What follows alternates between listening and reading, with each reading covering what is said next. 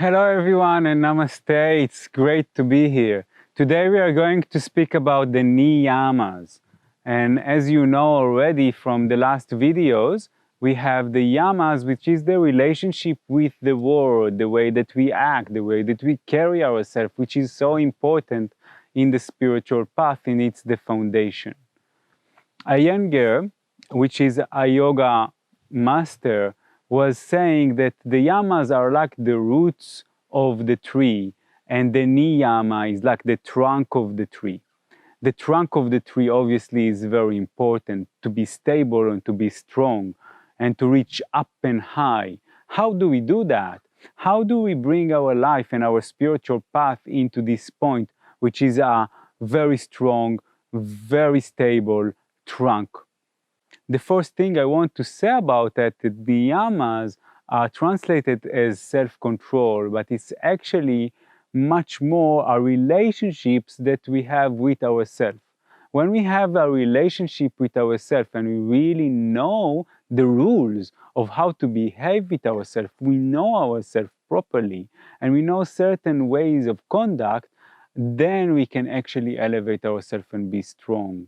It's really a lot about self-esteem and the way that we speak to ourselves, and also the attitude that we have towards ourselves and towards the world. The Niyamas are as well 5 different things: purification, contentment, self-study, discipline, and attachment to the divine. And I will explain about each and every one of them. Purification. This is such an important thing to have within ourselves, and it goes into many different layers and levels. According to the yogic teachings, we have 5 different layers of our body. Our body is not only the physical body. We have actually another layer which is called the pranic body, and other layers that are the higher states of our beings. And we want to actually purify all of them. We want to get into a state where we are not only clean inside our body, we are also clean in our mind and in the way that we see reality. So just a bit about that. Cleansing the body is so important. We can do it in so many different ways, and we will dedicate videos for that exact reason. How to cleanse our body. Just one tip that can really help to cleanse the body and to strengthen the digestive system. And this is just skipping 2 meals in one day. So if you are eating 3 meals a day, what happens is that your digestive system is always operating. And what you want is to have a break for the digestive system. This will give an opportunity for the body to cleanse itself. And so basically, just quitting or basically just skipping 2 meals in a day will be so powerful for your digestive system and will bring so much power.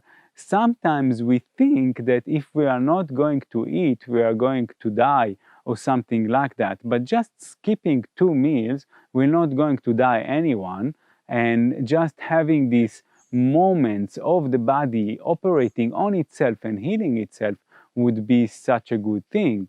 And it will also purify or detoxify toxins from the system.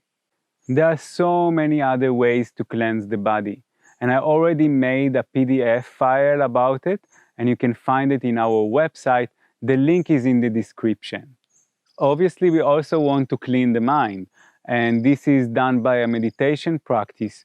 We want to clean our energy, and this is done by different energy healing and stuff like that.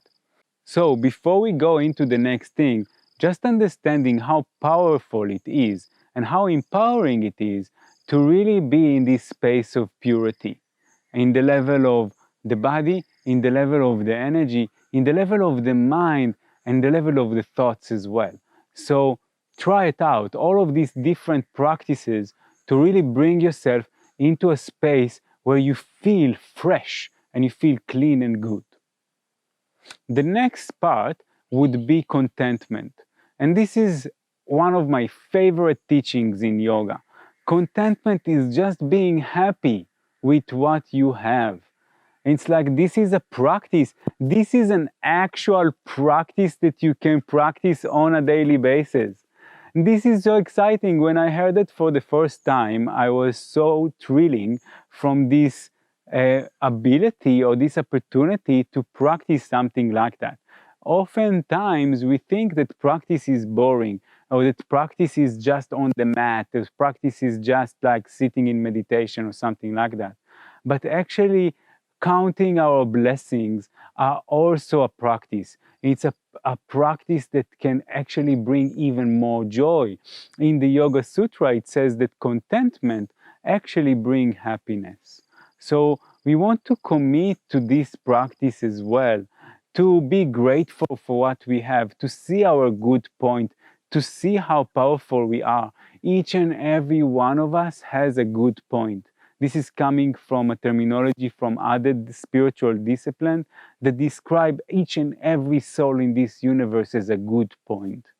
It's like we have covers on these good points. We have all these mental afflictions and what we said before, all these toxins in our body and so on.